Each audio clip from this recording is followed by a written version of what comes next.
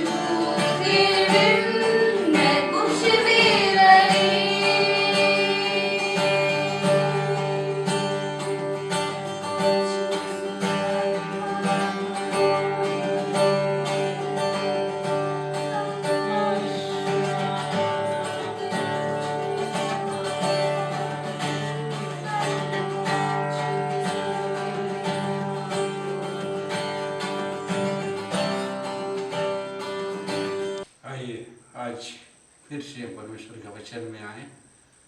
पिछले दिनों में हम लोग देखे उद्धार, विश्वास के साथ उद्धार।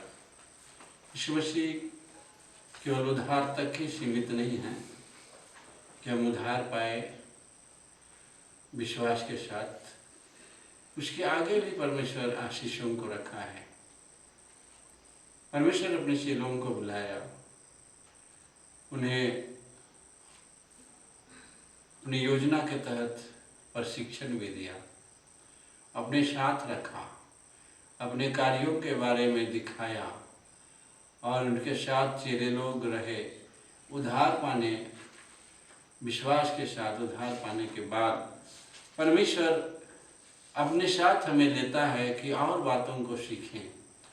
यीशु अपने साथ हमें लिए चलता है कि और बातों को सीखें, और इसलिए चेला बनना जरूरी होता है। दूसरे कदम होता है उद्धार के बाद चेला बनना। और चेला बनने से पहले यीशु मसीह उनके जीवनों में आशीषों को देते हैं, अधिकार को देते हैं, सामर्थ को देते हैं, लेकिन और भी प्रशिक्षण की जरूरत होती है। इन बातों को हम लोग ध्यान करने जा रहे हैं। मत्ती रचित सुसमाचार इसका 5 अध्याय 1, 2, 3 पद को हम लोग पढ़ते हैं। इसमें कुछ बातों को देखेंगे।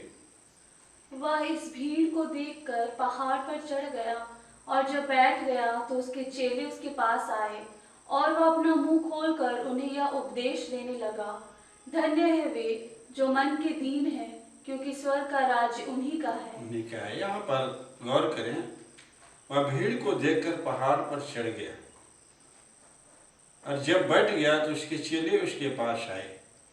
भीड़ उसके साथ चलती थी, और पहाड़ के पास से बड़ी भीड़ थी, इसलिए पहाड़ के ऊपर चढ़ के बैठ गया।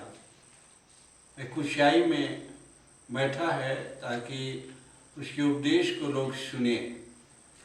इसमें उसके चेले उसके पास आए हैं, और उस पहाड़ के पास उन्हें अपना मुंह खोलकर इन बातों को बताना आरंभ किया।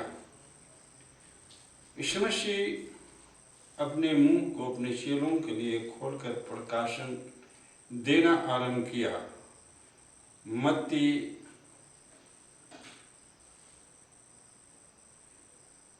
15 का 29 को पढ़ते हैं।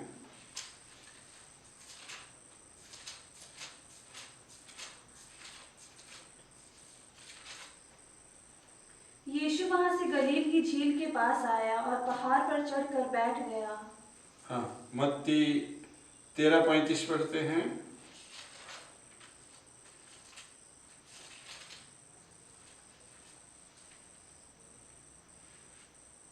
कि जो वचन भविष्यवक्ता के द्वारा कहा गया था वह पूरा हो, मैं दृष्टांत कहने को अपना मुंह खोलूंगा, मैं उन बातों को जो जगत की उत्पत्ति से गुप्त रही है प्रकट करूंगा। हाँ, उत्पत्ति से उन बातों को जो गुप्त रही है वो प्रकाशन यीशु मसीह अपने मुंह खोलकर चेलों को बताना आरंभ कर दिए।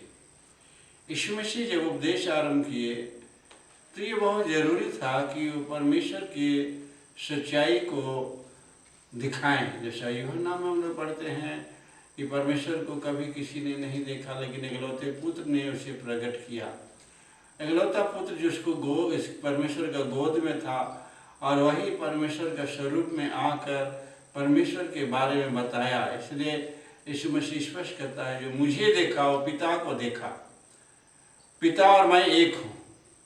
तो पिता परमेश्वर का प्रकाशन करना और चेलों को ये बताना कि स्वर्ग से आया हुआ मैं ही हूँ, और इन बातों को चेले लोग को जानना बहुत ज़रूरी था। और इसलिए बार बार आप पढ़ेंगे तो चेलों को अलग ले जाके बहुत सी बातों का बताता था, प्रकाशित करता था।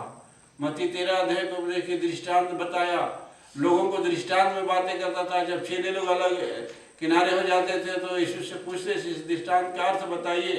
बीज बोने वाला का दृष्टांत है और बहुत से दृष्टांत है। यीशु मसीह चेलों को अलग से दृष्टांतों को सहज करके बताता था, लेकिन लोगों को दृष्टांत में बातें करता था। अगर हम और आप यीशु के चेले बन जाते हैं, विश्वास और उद्धार के बाद चेला जब बनते हैं, तो यीशु मसीह का प्रकाशन हमारे मनों में परमेश्वर का वचन के रूप में बहुतायत से आना आरंभ हो जाता है। और यीशु मसीह अपने को मुंह खोलकर हमें बताना आरंभ करते हैं कि स्वर्ग से आया हुआ ईश्वर मैं ही हूँ, मार्ग सत्य और जीवन मैं ही हूँ, मेरे बिना कोई पिता के पास नहीं जा सकता, और जो मुझे देखा पिता को देखा।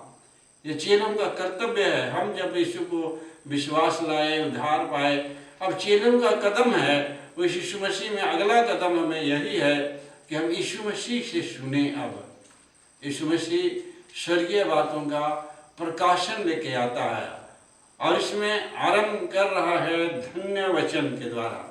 धन्य है करके हम लोग पढ़ते हैं इसका 5 अध्याय का मत्ती का, उसका 3 से लेकर 11 पद में इस बात का धन्य है, तुम धन्य हो। हाँ वे, तो इन बातों को धन्य हैं हम जो यीशु मसीह के मुंह से सुन रहे हैं। धन्य है वे जो यीशु मसीह को ग्रहण किए हैं और यीशु मसीह की बातों को समझ रहे हैं, सुन रहे हैं। इन्हीं बातों में से आज देखते हैं पहला वचन है, धन्य है वे जो मन के दिन हैं क्योंकि स्वर्ग का राज उन्हीं का। मत्ती 5:3। धन्य है वे जो मन के दिन हैं। हमारे मन में हाँ यीशु मसीह स्पष्ट करता है इस बातों को। अगर आप देखेंगे मत्ती 11 अध्याय में और उसका 28-29 पद को पढ़ते हैं, 11 अध्याय का 28-29 पद में, हे सब परिश्रम करने वालों और बोझ से दबे हुए लोगों, मेरे पास आओ, मैं तुम्हें विश्राम दूंगा। मेरा जुआ अपने ऊपर उठा लो और मुझसे सीखो, क्योंकि मैं नम्र और मन में दीन हूँ, और तुम अपने मन में विश्राम पाओगे। हाँ, तुम अपने मन में विश्राम पाओगे। कहता है मुझसे सीखो क्योंकि मैं नम्र और मन में दीन हूँ। यीशु मसीह चेलों को स्पष्ट शब्द में मुझसे सीखो। यीशु मसीह से सीखना दीनता को, दीनहीन बनना यीशु मसीह से हमें प्राप्त होती है। इसलिए कहा है परिश्रम करने वालों और बोझ से दबे लोगों, मेरे पास आओ, मैं तुम्हें विश्राम दूंगा। हम जो इस अवस्था में थे जहाँ हमारा कोई उपाय नहीं था, कोई रास्ता सूझ नहीं रहा था, लेकिन यीशु मसीह के पास आए। यीशु मसीह हमें सिखाया, आगे बढ़ाया और ऊंचा उठाएगा। मेरे प्रियो, आप जो सुन रहे हैं, आपके द्वारा परमेश्वर यही काम करने जा रहा है। आपके जीवन में यही काम करने जा रहा है। यहाँ पर स्पष्ट कर रहा है, मत्ती 5:3 पढ़ रहे हैं, धन्य है जो मन के दीन हैं। यीशु मसीह हमें वो दीनता को सिखाता है। भजन 40 अध्याय उसका 17 पद को पढ़ते हैं। मैं तो दीन और दरिद्र हूँ, तो अभी प्रभु मेरी चिंता करता है। मैं तो दीन और दरिद्र हूँ, तो अभी प्रभु मेरी चिंता करता है। और इसी भजन 51 का 17 को देखते हैं। टूटा मन परमेश्वर के योग्य बलिदान है। हे परमेश्वर, तो टूटे और पीसे हुए मन को तुच्छ नहीं जानता। हाँ, हमारे टूटे पीसे मन को परमेश्वर तुच्छ नहीं जानता। और आगे बढ़ते हैं नीति वचन 16-19 में, घमंडियों के संग लूट बांट लेने से दीन लोगों के संग नम्र भाव से रहना उत्तम है। हाँ, नम्र भाव से दीनों के संग रहना उत्तम है। और 29, 15, 23-25 को पढ़ेंगे नीति वचन। मनुष्य को गर्व के कारण नीचा देखना पड़ता है, परंतु नम्र आत्मा वाला महिमा का अधिकारी होता है। हाँ, नम्र आत्मा वाला, दीन आत्मा वाला क्या होता है? महिमा का अधिकारी होता है। यशाया और उसके 66 अध्याय उसका 2 पद को भी पढ़ते हैं।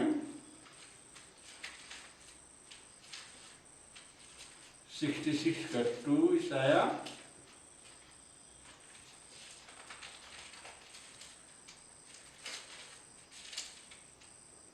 यहोवा की यह वाणी है, ये सब वस्तुएं मेरी ही हाथ की बनाई हुई है, इसलिए ये सब मेरे ही हैं, परंतु मैं उसकी ओर दृष्टि करूंगा जो दीन और खेदित मन का हो। हाँ, मैं उसकी ओर दृष्टि करूंगा जो क्या मन के हैं?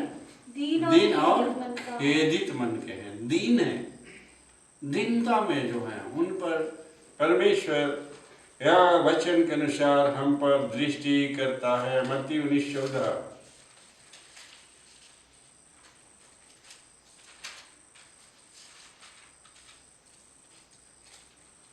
यीशु ने कहा, बालकों को मेरे पास आने दो और उन्हें मना ना करो, क्योंकि स्वर्ग का राज्य ऐसो ही का है। हाँ, बालकों को मेरे पास आने। बालक मन में दीन रहते हैं।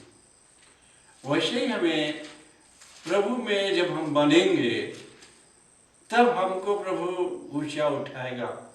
इसलिए धन्य हैं वे जो मन के दीन हैं, तो क्या करेंगे? क्योंकि स्वर्ग का राज उन्हीं का है करता है।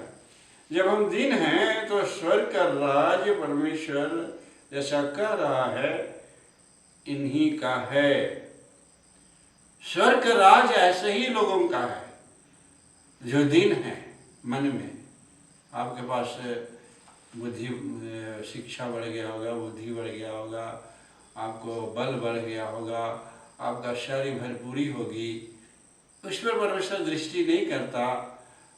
परमेश्वर उन लोगों पर दृष्टि करता है जो दीन हैं। और इसीलिए ये दीनता को सीखने के लिए यीशु के पास आने की जरूरत होती है। और यीशु अपने चेलों को ये बता रहे हैं कि धन्य है मन के दीन हैं। हाँ मेरे प्रियो, आज जब हम उद्धार पाए, मुक्ति पाए हैं और यीशु के पास आए हैं, तो दूसरी कदम में हमें आगे बढ़ते जाना है दीनता में। ये दीनता हमें सिद्धता की ओर लिए चलेगा और परमेश्वर ऊंचाई में लिए चलेगा। और अगर स्वर्ग का राज्य नहीं का, स्वर्ग का राज्य के अधिकारी हो जाएंगे, स्वर्ग के राज्य के पद अधिकारी हो जाएंगे। परमेश्वर अपने राज्य का अधिकार हमें देगा। परमेश्वर के राज्य के अधिकार में बहुत से कामों को हमसे परमेश्वर कराएगा। इसलिए मेरे प्रियो, हम उसके चेले बने। चेले लोग पहाड़ में बैठ के यीशु के मुख से उपदेश सुन रहे थे, और जैसे जैसे उपदेश उनके जीवन में आता गया, वो परमेश्वर के स्वरूप में, यीशु के स्वरूप में बदलते गए। आज हमें भी परमेश्वर के पुत्र यीशु के स्वरूप में बदलने के लिए उस दीनता की जरूरत है।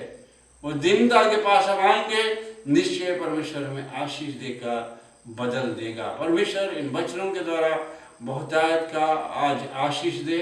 आपने जो सुना अपने जीवन में इसे कायल करने दीजिए। इन वचनों को अपने जीवन में बहुतायत से लीजिए, भरपूरी से जीवन व्यतीत कीजिए, ताकि परमेश्वर की आशीष आपके घर में, आपके जीवन में, आपके बाल बच्चों में, आपके परिवार में बहुतायत के साथ होने पाए, और कोई भी कमी घटी आपके जीवन में परमेश्वर नहीं होने देगा मेरे प्रियो। इसलिए हम उसके चेलों के स्वरूप में आ जाएं और परमेश्वर से प्रार्थना करें। आइए प्रार्थना करें। Hallelujah, hallelujah, hallelujah. सशक्तिमान अनुग्रहकारी जीव परमेश्वर, आज का वचन मंडली के अंदर जो सुनते हैं बहुतायत का आशीष जाने पाए। अंधकार की शक्तियां यीशु के नाम से तेरे लोगों के पैरों तले कुचला जाए। प्रार्थना करते हैं प्रभु जी, जो तो अपने चेलों को अधिकार दिया, उसी अधिकार के तहत हमें ले आ प्रभु। हम भी तुझसे सीखें, तुझसे जाने, दीनता को प्राप्त करें, ताकि तू हमें शिरोमणि बनाए। प्रार्थना करते प्रभु जी, मंडली के जितने लोग आज वचन सुन रहे हैं उन्हें आशीष कर। कोई बीमार है, कोई संकट में है, कोई ऋणी में है, सबके छुटकारा यीशु तेरे पास है। यीशु के नाम से हम आज्ञा देते हैं, सारे घरों से अंधकार की बातें दूर हो जाए, तेरा सिद्ध वचन उनके जीवन में प्रवेश करे, वो उद्धार पाए, मुक्ति पाए, और प्रभु तेरी प्रशंसा करते हुए जीवन व्यतीत करने पाए। इस महामारी में उनकी रक्षा कर। स्पष्ट तेरे शब्द है कि महामारियों में हम तेरी रक्षा करेंगे। हाँ, तेरे डेरे के निकट नहीं आएगा। हाँ प्रभु, तेरी इच्छा के अनुसार हम महामारी से बचे रहें। प्रभु इन दिनों में हमारी रक्षा कर और आशीषों को दे। मंडली के लोगों, बच्चे, जवान, बुजुर्ग, सबको आशीष कर। प्रार्थना यीशु के नाम में मांगते हैं, सुन दया से ग्रहण कर। आमीन। अब प्रभु यीशु मसीह का अनुग्रह, ईश्वर पिता का प्रेम और पवित्र आत्मा की सहभागिता हम सबों के संग सदा होती रहे। आमीन।